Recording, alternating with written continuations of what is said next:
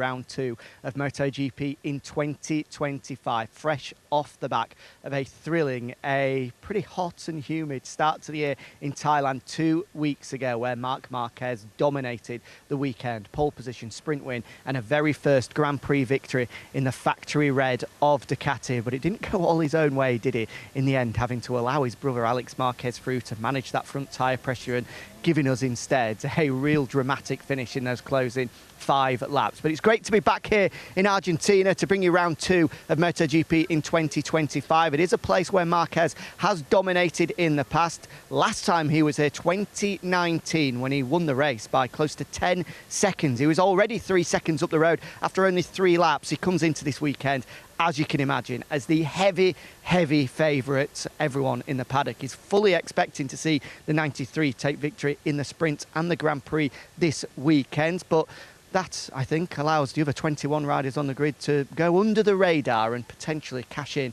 on an opportunity this weekend as we return to South America. Jack Appleyard here for Gear Up over the next 20 minutes or so before we do bring you the pre-Argentinian Grand Prix press conference featuring the World Championship leader Marc Marquez, Alex Marquez and Pecco Bagnaia as well. But I'm going to be chatting to a couple of the big stars from last time out in Thailand, and we'll start with arguably the story of the weekend. Ai Ogura, how impressive was he just 2 weeks ago? The best qualifying performance by a rookie since Fabio Quartararo in 2019, and then backed it up with a top 5 finish on Sunday. The best Grand Prix performance by a rookie in MotoGP since Marc Marquez in 2013. Remarkable stuff from the Japanese rookie on the Trackhouse Aprilia, and he's with us now. I will make his way across. We're just saying what a brilliant weekend it was just a couple weeks ago. Now that you've had time to relax and think about it, how much did you enjoy your time in Thailand, Ai? Well, again, it was a really nice weekend, and after the race I was in Japan and I had a bit of time to relax, and now I mean the energy is full charged, and I'm ready to go for another weekend now. We really enjoyed a video that we put together on MotoGP.com where Davide, I think, said, if you continue like this, you're going to kill me. I mean, the atmosphere in the box, it must be really nice. Strong at the moment. Yeah, really nice, yeah. I think, well, I was happy about my result, but all the team was really happy about all the weekend. So, yeah, as you said, the team atmosphere is really nice now, and everybody is really motivated, and that's the thing. So, yeah, it's really nice now. Yeah. I thought what was interesting in that as well, Davide saying that there's going to be good weekends, there's going to be bad weekends. You've just got to make sure that you keep level throughout it all. Looking here, Argentina, a place that you like? I'll take that as a no, that gap. Yeah. I mean, that's it all, but yeah. Well, it's not one of my favorite circuits. As Davide said, there is a good weekend and there is a bad weekend, but it's a rookie.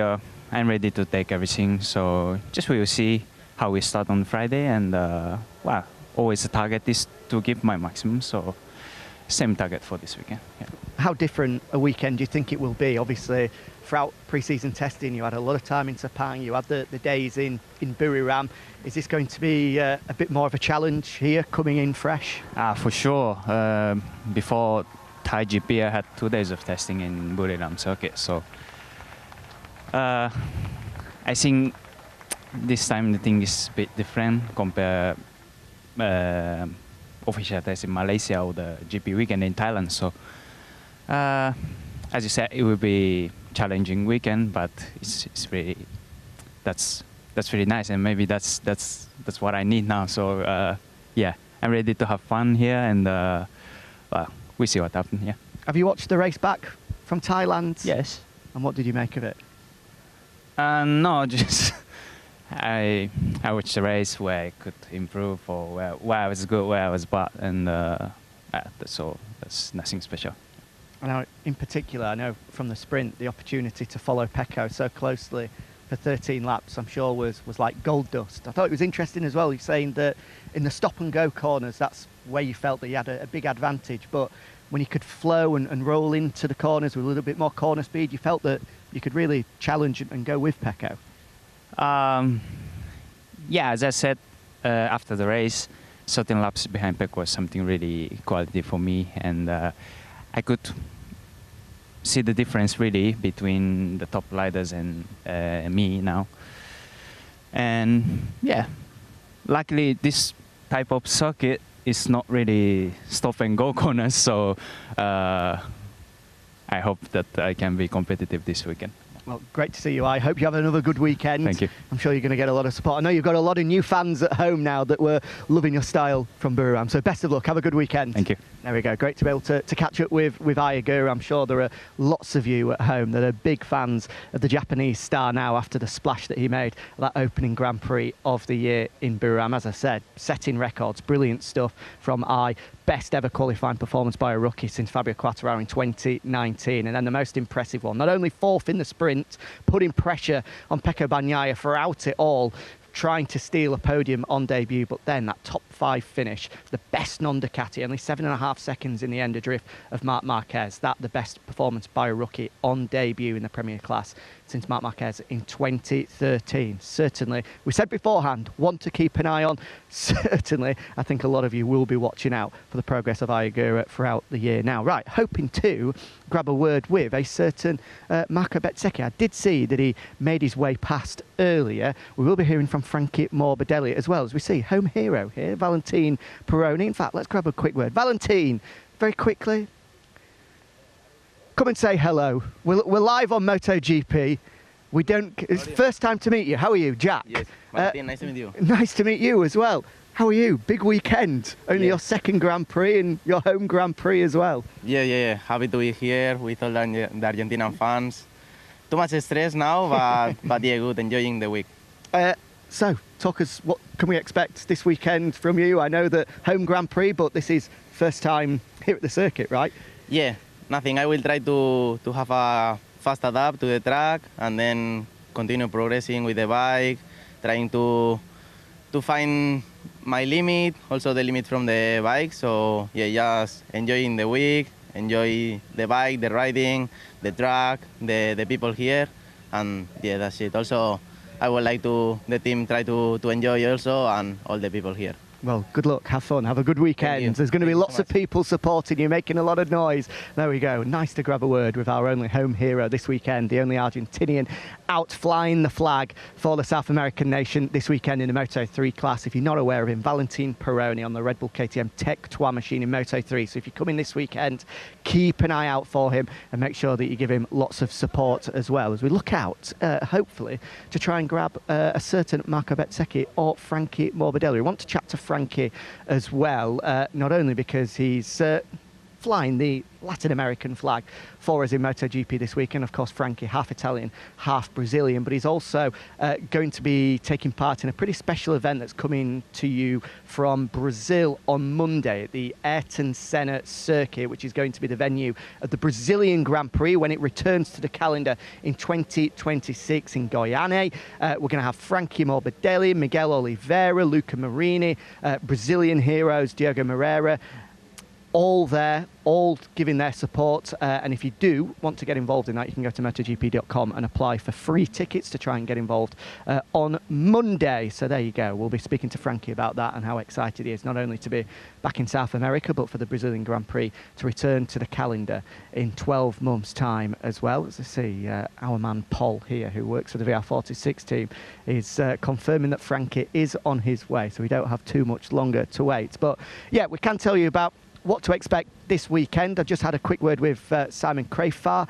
who's just done his track walk, and he did say that track condition, normally when we get here, because it is a venue that is very rarely used, we find on the opening day that it can be a little bit slippy, a little bit dirty, the track surface, but he said in all the years that he's been coming here, this is the best condition that he's found the circuit in. They've done a remarkable job to really bring it up to a super standard this weekend, which is full credit to them, and as a result, it looks as though the track surface, although is going to be lacking a little bit of rubber, we are going to hear riders speaking about the lack of grip, certainly tomorrow, but I think there's real confidence as we go throughout the weekend that rubber will go down and we will find a little bit more grip than usual. In previous years, it has been a venue that Aprilia have been really strong at. Aleix Espargaro, of course, taking that first ever Grand Prix win, not only for himself, but for Aprilia in MotoGP a couple of years ago. And the last time we were here, Marco Bezzecchi, of course, victorious in the rain, now on board in Aprilia as well. So you feel as though that could be a pairing, that could be a matching that brings Bez right up to the forefront after, I think, what was a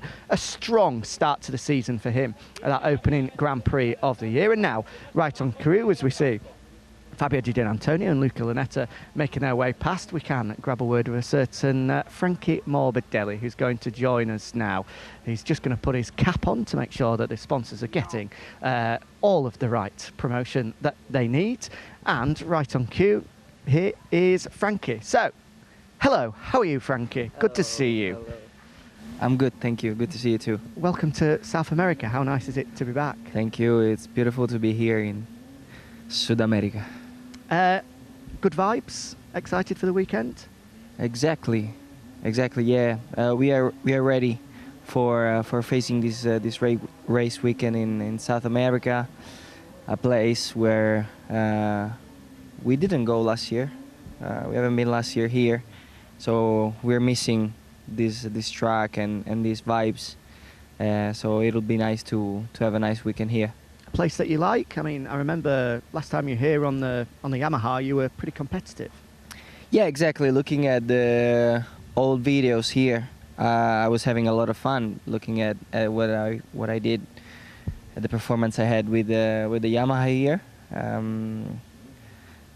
Yeah, it was pretty nice to watch and pretty motivating. And yeah, let's see.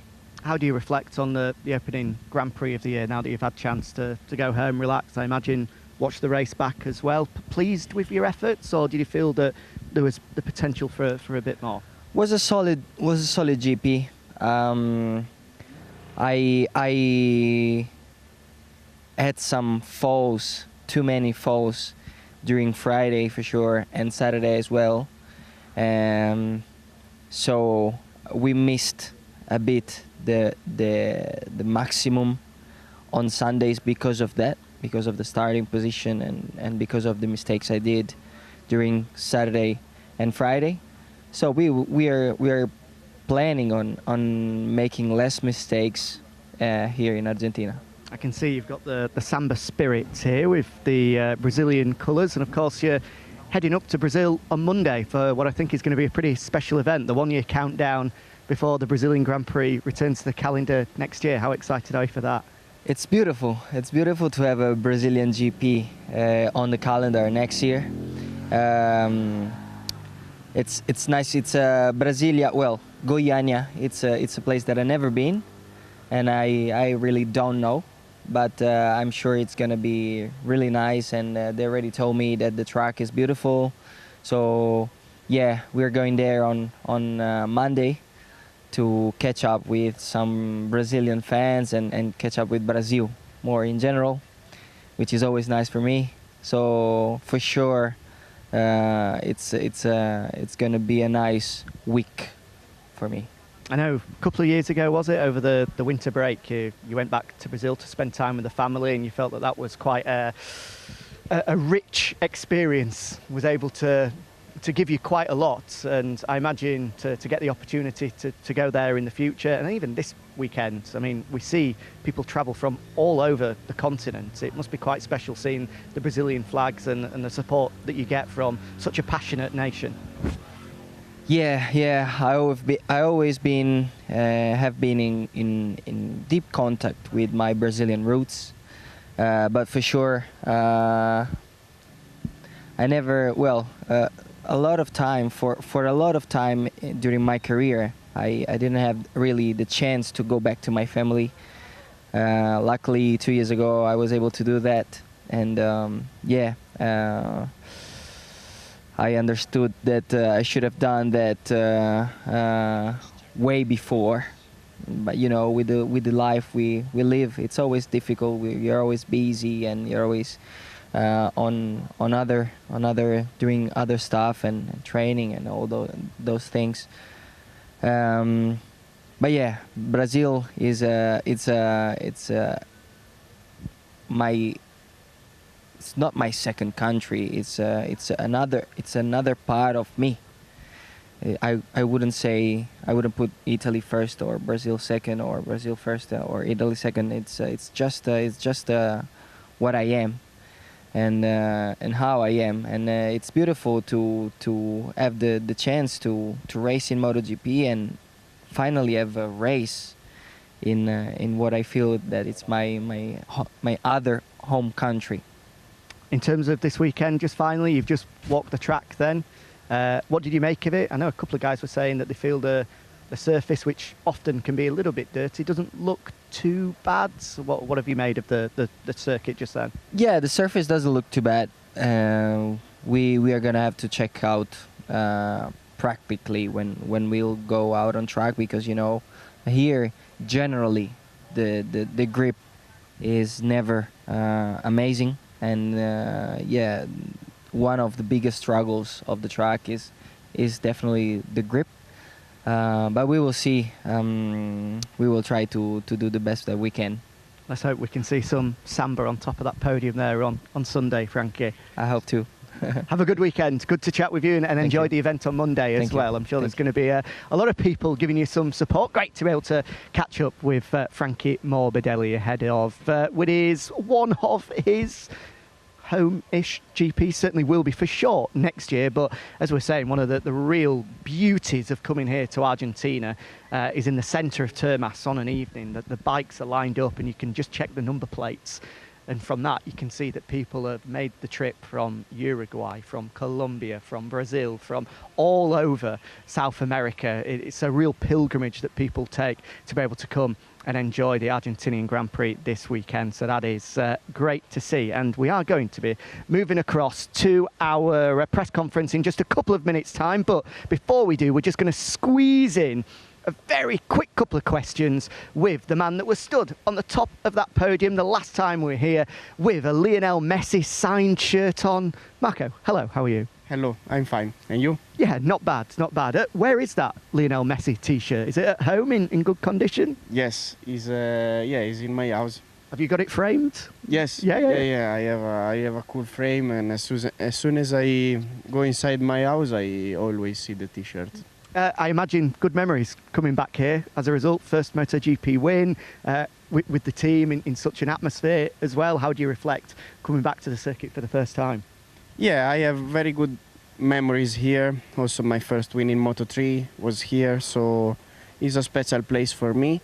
To come back here after missing the race last year was fantastic. Yesterday, as soon as I arrived to the circuit, I went to the pit lane and I got a bit of emotion inside my body, and yeah, hopefully it will be a good weekend with good weather, and we will try to make the best.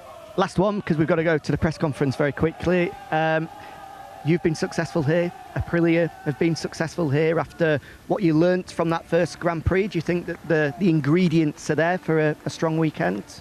Well, I hope so. I mean, I will try to be competitive, of course.